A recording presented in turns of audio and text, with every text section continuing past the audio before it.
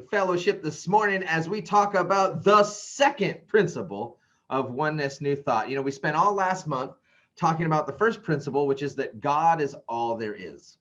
And if you haven't had a chance to see those conversations or be a part of that celebration, I invite you to check out our Facebook page and look through our videos, and you'll find our services there. But we really went in depth on redefining God and embracing this concept that God's not just the stuff, but also the people, not just the stuff and the people, but also all of that stuff in between that you can't touch or feel or measure or hold or weigh. And so we move into this month into the second core principle of oneness. And what I can tell you is that it just naturally rolls right out of that first one. So if we are acknowledging that God is all that there is, then we have to remind ourselves that that means that God is all that we are. And so let's take a look at that second principle together this morning and set the tone for this month of February. So the second core principle of Oneness New Thought is that humanity is God individualized. Doesn't that word just like make you happy? Individualized. It's so many syllables. Because God is all there is, which we asserted last month, every human being is an individual expression of God. Endowed with self-awareness, humanity has the ability to recognize this connection and unlock its divine potential. While we are not the whole of God, God is the whole of what we are. And what a powerful concept. You know, this is very antipathetic to a lot of the, especially out here in the Western culture in America, this idea that humanity is born inherently flawed, that humanity is born inherently soiled, inherently less than, not good enough. And you can imagine what happens to a culture of people who adopt that idea over a long stretch of time and then implement it into their spiritual thinking and their daily thinking and their self-image and their sense of esteem of who and what they are. Part of the reason that I have always been attracted to this school of thought that is religious science that has been fashioned now into Oneness New Thought has always been that idea that we have come here as divine expressions, individualized expressions of the divine. And therefore, there is something in us, as us, through us, for us, that is absolutely universally divine. And that's a really powerful thing to claim, especially when you've been surrounded by a culture that has told you, no, you're all broke up and jacked up, but you got to beg for some forgiveness.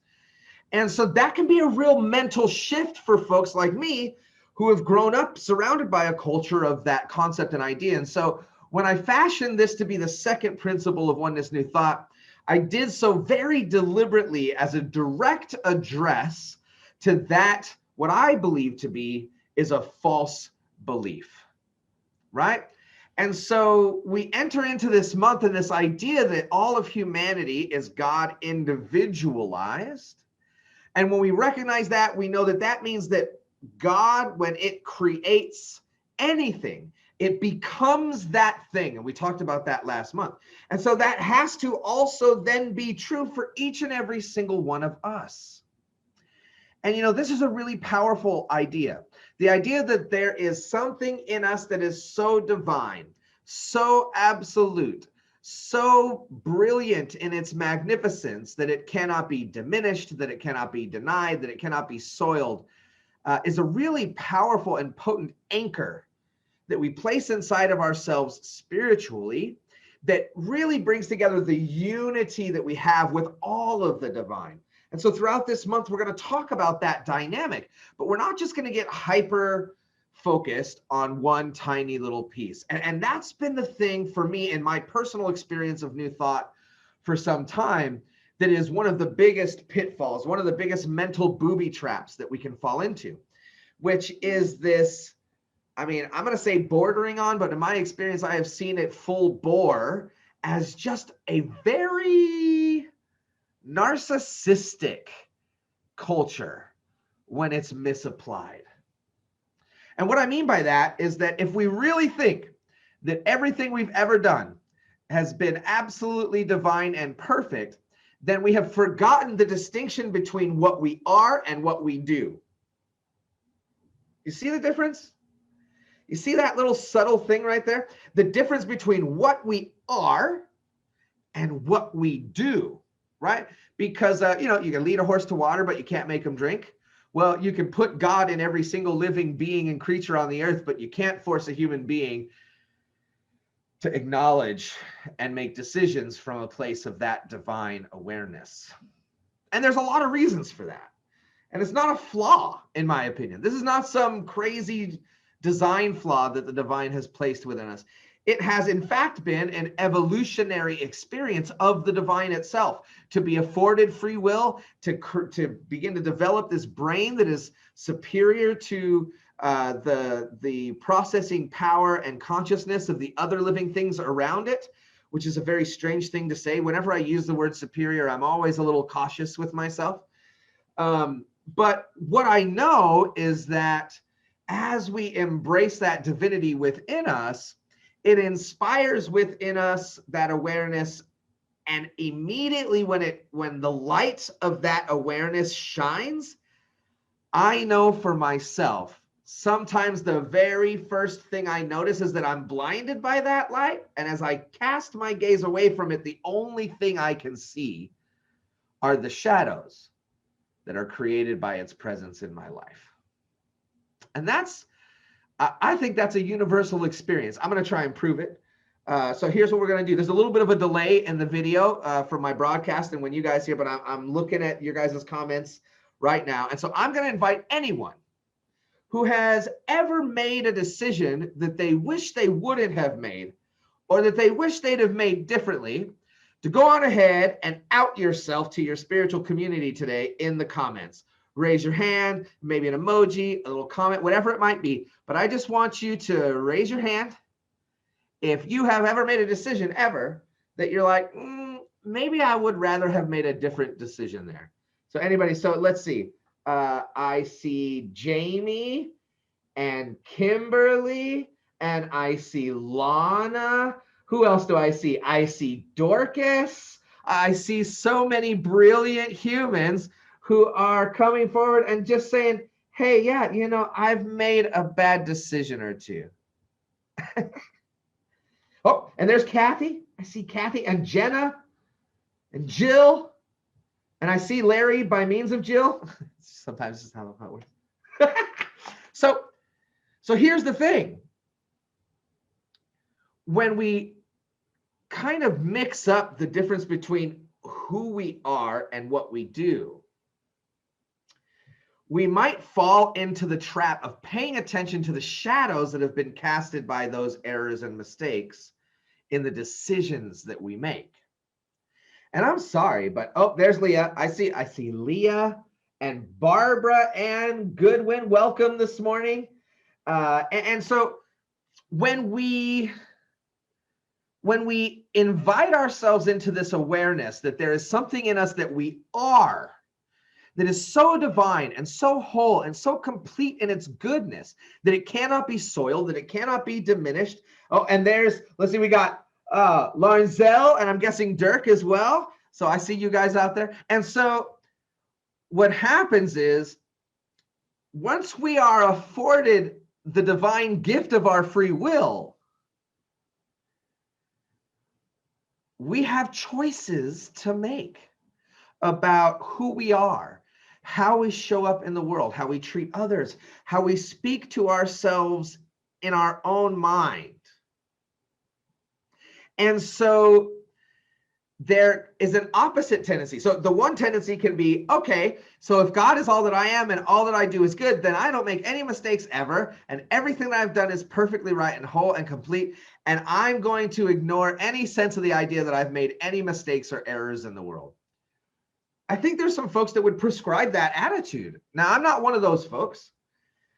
I think that it's very important for us to invite the reality in which we live as the demonstrable experience of what's already been put into the law and then brought into being. Remember, we believe in a creative process that begins in thought, moves through a spiritual law, and then shows up as the reality in which we live. And so when we look around at the reality that we're experiencing, what we're experiencing is almost like a delayed expression of all kinds of accumulated thought and decision-making and experiences that have preceded it. Now, that doesn't mean that we're bound by it. In fact, that divinity that's been placed within us allows us at any given moment to make new choices, to create new things, and to have new experiences move into the law and come into being in our lives and in the world around us. So we should never feel saddled by or beholden to the idea that things are just the way they are and that we're stuck there. But if what we believe is that every decision we've ever made is perfect and that we've never made any kind of error in thinking and thought, we move into a form of narcissism that is dismissive of other people. I want you to imagine being walked into a foster home in a local inner city of your community and sitting down with a bunch of children who have at that point no parents in their lives and telling them that everyone's decision making has been just perfect.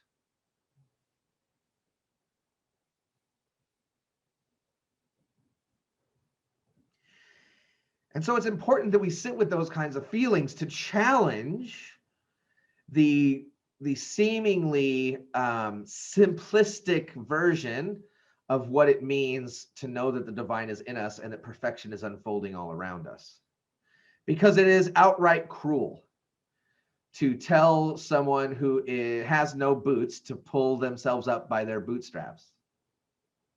And so if a faith is to be universal and apply to everyone in every circumstance, at every socioeconomic level, at every stage in life, at every aspect of what they believe in, then it's got to be able to be something that can be espoused to all people at all times without causing harm and by inviting inspiration. And so we want to avoid that narcissistic version of pretending like the reality around us isn't actually real and just acting like every decision we've ever made is the right decision, the perfect decision, the greatest decision we ever could have made. Because number one, it's just not true, in my personal opinion. And number two, if we do that, then we fail to glean the important things that bad decision making reveals to us. Okay, we're going to try this again. Raise your hand or put a comment in the comment box if you've ever done something, and I'm going to go ahead and use the term dumb. Something that in your mind you've said, boy, that was dumb. And if you've ever done it and then learned from that mistake about something that has helped you avoid your possible potential future dumminess because you've been liberated from the ignorance of what made you make that choice. So let's see here. Who do I see? Well, there it is, a bunch of local yokels, some people that we're used to seeing every time. There's Kimberly. There's Sandy Park. There's Jill again. And so I would imagine all of us, right? I mean, this is the stuff that we teach our kids in cartoons, right? Learn from your mistakes, right? And so why on earth would we imagine that our internal divinity has excluded us from the consequence of our own errored thought? That seems silly to me. Well, now, this isn't some gloom and doom thing either, right? I'm not looking to break you down. Remember, we're building each other up here at Oneness. We do have to invite and acknowledge and accept and know that the thing that we are is divine and unsoiled. However, it is vital that we also take responsibility and accountability for the conscious gift we have been given in the power of our decision making and the potency of the opportunity for us to be creative beings by looking at what we've created, learning what is to be learned from what is demonstrably right in front of us, and then beginning to create something new in its place with the wisdom and oftentimes the hard-fought wisdom that comes with that kind of an experience, with those kinds of errors and those kinds of mistakes. Now, there's some folks that don't want to get into that. And immediately what happens is we jump into these conversations about shame and guilt, right? And so often shame and guilt are given these really, really bad looming reputations, right? Shame on one shoulder, guilt on the other shoulder, and it's just that internal beat up. Is there anybody else that has those two? Forget the little angels, the angel and devil thing. Imagine that it's shame and that it's guilt for something that you've done. And then when no one else is looking, they pop up and they start talking down to you and making you feel bad about who you are. So that's a real dynamic. That's an experience that I have. It's a psychology dynamic that's very well documented and studied and sought out. And remember, this is a mental science, but it's not psychology. So, we have things to learn from psychology and things to add to psychology through our insights and wisdom spiritually. But what happens is if we treat shame and guilt like these big bad bullies that need to be avoided, then what we might do, just like when we feel that in the sense of failure that we have about decisions that we make, we might pretend like they aren't there on some level, and repressively in our subconscious mind, they are still dancing around, gallivanting, and having their way with us. In the voice in our head that no one else can hear, they might assert their shame and their guilty ways to us and invite us to drag ourselves down into that feeling. But I was watching Star Wars Clone Wars this week, and great Jedi Master Obi-Wan Kenobi reminded me that there is something important about remorse. Now, the meaning of remorse is oftentimes described using the terms shame and guilt, right? But remorse isn't about beating ourselves up for being terrible. Remorse is about the conscious act of acknowledging decisions that have been made and the demonstrable results of those decisions that have brought about conditions that we no longer wish to experience. And remorse is about consciously recognizing those things so that we can responsibly process the feelings of guilt and shame that come along with making errors. But instead of it being a blame game, like how many people out there are, the finger comes out. It's like, oh, this is your fault. This is your fault. You did this to you. Yeah, this right here. The truth is, when we engage conscious remorse, what we do is we invite ourselves to consciously, emotionally grieve what is an error and to acknowledge the reality of the consequences of that belief, thereby taking responsibility and accountability for that divine thing that God has placed within us to steward through this life.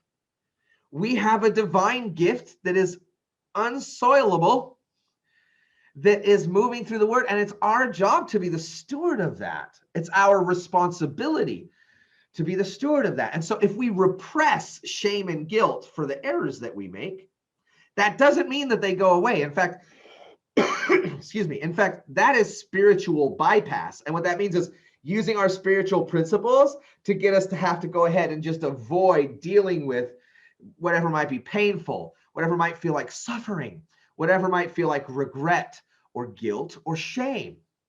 And so we don't want to avoid those feelings, because anyone who's ever dealt with a human being in real terms can tell you that that's part of being a human being, is having the internal experience and feeling of recognizing that we're a creative force and then creating something that we didn't want to create, and then having to be stuck a little bit with the results of that decision making.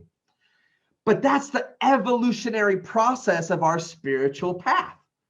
And so even moving through the remorse, the conscious acknowledgement of error, backed by the inspirational awareness of our power to transform and transcend those errors, is where we find our humanity. Right? And we talked about this last week, but our spirituality is not a matter of trying to avoid conflict and pain and suffering as if it doesn't exist and we don't have to deal with it.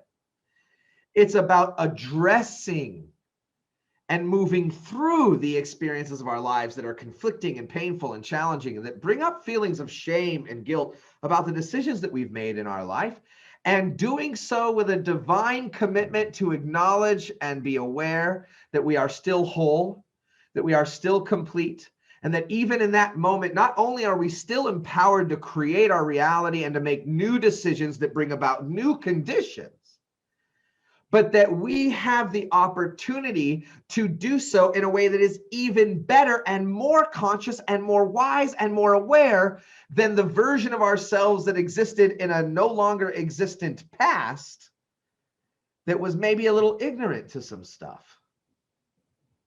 And that's what spiritual accountability is really about. And we've got to be willing to hold ourselves spiritually accountable through conscious remorse. And so I'm going to give us all an opportunity to have a moment with our conscious remorse today. So I want to invite you to join me in just a quick spiritual practice, very quick, that is really intended to bring us all together around our remorse and to do so consciously. So I invite you to go to that place within that we tapped into at the beginning of service when Jamie led us through that brilliant meditation and prayer. And I invite you to bring forward in your mind just something that's in your life that is hard to think about, a mistake or an error, a decision that's been made that you made, that we made ourselves in our life, that we have some regret around, and that we might even feel or hear the voices of shame and guilt. And just bring that circumstance, that situation, that idea into your experience right now.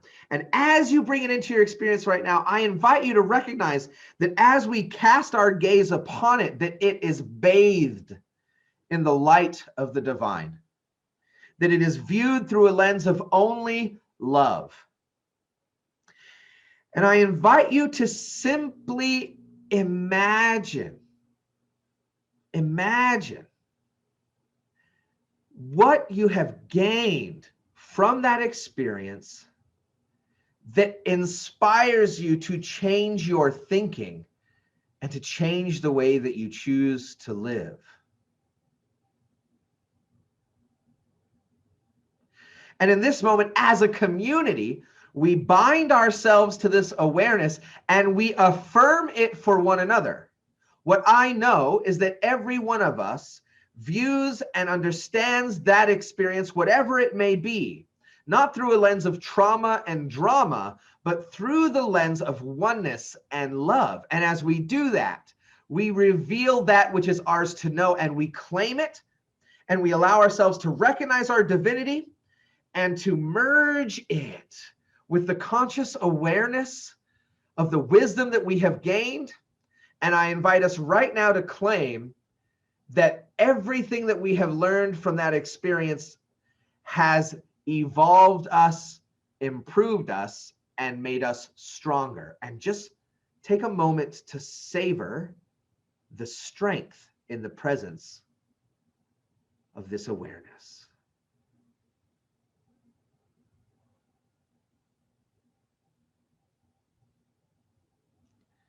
And so it is. And so that process of navigating through the areas of our lives where we feel like we could do better, it's not about focusing on how we've done terrible, but it's also not about focusing on the idea that we've never done anything in error. We cannot pretend our way or fake our way into self-acceptance, and we cannot bypass the work that's necessary for us to do to draw the wisdom from the feeling of our errors that allows us to be compelled and inspired to make more graceful and more brilliant decisions in the future.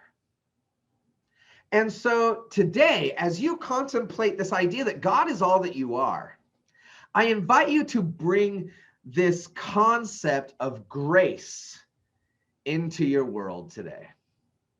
What does it mean to not just know that you've made some errors, but to know that in the midst of those errors, you're okay?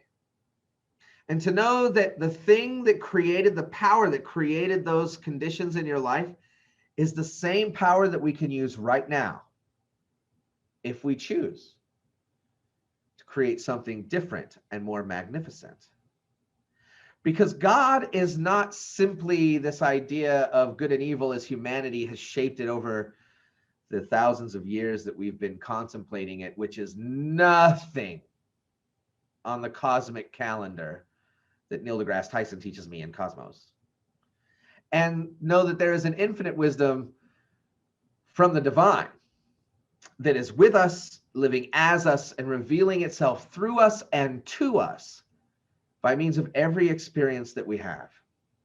And that this week, what we bring is a conscious remorse to those areas where we've made some mistakes, not in an effort to belittle ourselves or to diminish ourselves or to soil our own belief of who and what we are. Because remember, we can't actually soil our divinity, but to use it to inspire ourselves to know that the fact that we can even recognize its presence, sense that it's not in alignment with the truth of who we are, and then have the power and authority to make new decisions, to transform our thinking, to transform our actions, and to transform our behavior, to create new conditions in our life, is literally the lifeblood of our spiritual practice. It is the thing that has been endowed to us that makes us so interesting and unique and individual. And so this week, bring that conscious sense of reverent and sacred willingness to feel the remorse consciously, and then to apply our spiritual tools to move through it and transcend it in every way, in our mind and in our lives and in our relationships and everything. It is, always has been, and will forever be the truth of who we are. The power to transform comes from within us. And next week, we'll talk about how we can share it with one another. Please join me in this affirmative prayer. Because what I know is that there is only one, and that oneness of all existence doesn't make it bland. It makes it unified. It makes it whole. It is complete. And in its completeness, there is a self-evident goodness that it expresses in every area of existence. And so what I know of that oneness, that one divine thing that I call God, that I call spirit, that I call the divine, that I call whatever I want to call it, what I know about that power and presence of the unity of all existence is that it has consciously become me. It has become every human being and every piece of nature and every inanimate object and the very earth beneath my feet. And therefore, it is absolutely inseparable from the being that I am, because I am simply being it as me. And so in recognizing that, I cast out any need to pretend that things are not what they are. I embrace and accept reality with grace and with willingness and with love and with compassion for myself and with a reverent sense of conscious remorse. I deny power to any decision making that would allow any of those things errors that I've made in my past to persist. I deny power to any idea that I am stuck with them and that that's just the way it is. And I reaffirm this awareness that right now in this prayer, I am claiming, not that I will claim or that I might claim or that hopefully at some point I'll claim, but that I am claiming right now the divinity that I am with such grace and such resilience that I am strengthened by my willingness to move through that which causes me discomfort and discord. And in so doing, I have now, right now in this prayer, unlocked the willingness to do and be and live and breathe in ways that exemplify and continue the journey of discovering the wisdom of love in my life. And so I just give thanks. I'm grateful for everyone who's a part of this service, part of this prayer, part of this moment, and every moment beyond it. I'm grateful for this awareness and for these really authentic conversations that we're allowed to have about the experience that we have of our spiritual principles. And I'm grateful for the love and support of a community of people who seek not to identify each other's errors and dissect one another, but rather who seek to gracefully embrace one another in the midst of their own challenges and conflicts, and to provide that gust of uplifting, inspirational prayer and spirit and presence that brings us together, lifts us all up, and invites us to a greater expression of love every time we come together as a community. And so I just surrender it all. I don't need to make it happen. This ain't my show. But I'm a player in this show, and so I play my part knowing that everything else is unfolding with divinity and divine purpose. I deny power to any idea that it's predestined and embrace the idea that we're creating it as we go, and that as we do so, we have the ultimate authority to transform and transcend anything, and that the law of God, the law of spirit, the law of the universe and the cosmos, that is the spiritual center of all existence, it takes this prayer, takes this word, takes this awareness, and it just goes, yeah, duh. Of course. Absolutely. And so in its affirmation of our prayer, we claim it in its wholeness now, knowing that everything around us is conspiring and conforming to greater and greater revelations and evolution of this truth, of this prayer, and this community right here and right now. And so as I let it go, I know that it's already done in the mind of God, and therefore it is already done in my mind. And so I am right now that divine being in the world, surrounded by divine beings, in a world that itself is cradled in the loving embrace of divinity as us. And so it is. Amen. It's live. The website is up. Go to OnenessNT.org. That's OnenessNT.org. And check it out today. There's so much to check out, and there's so much more content to come.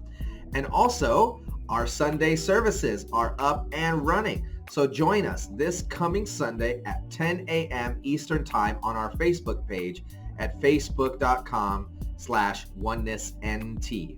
We look forward to seeing you there and being in community with you soon.